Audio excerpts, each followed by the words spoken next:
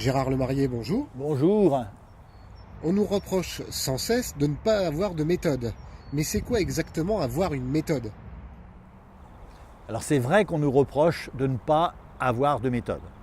Et avoir une méthode, c'est être organisé, être rigoureux, être rationnel, donc être méthodique.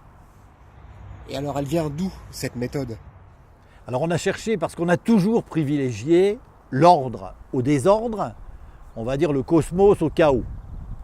Et la méthode qui a été formalisée au temps des Grecs, elle a été définitivement, on peut dire, écrite par Descartes en 1637 dans un livre fameux qui s'appelle justement et précisément Le discours de la méthode. Et alors c'est quoi cette fameuse méthode? Alors la méthode de Descartes, il faudrait quasiment la prendre par cœur. Vous pouvez évidemment la mettre en application et vous pouvez aussi la rejeter.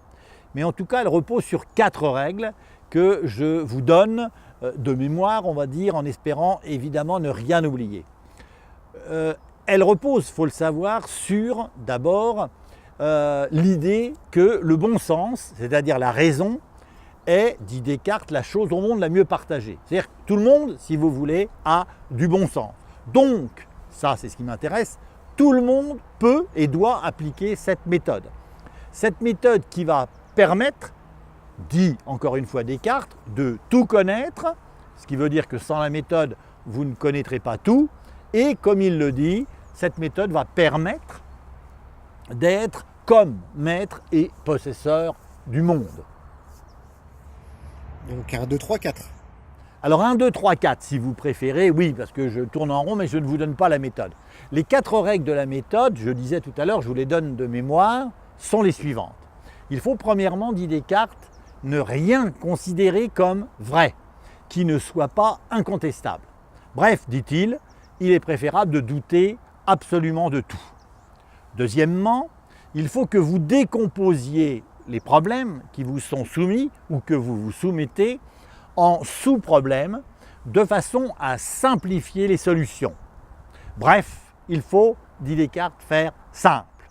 La troisième règle, et ça tout le monde je pense l'applique, quand vous avez un certain nombre de problèmes, il faut partir du plus simple et aller au plus compliqué. Bref, il faut être basique.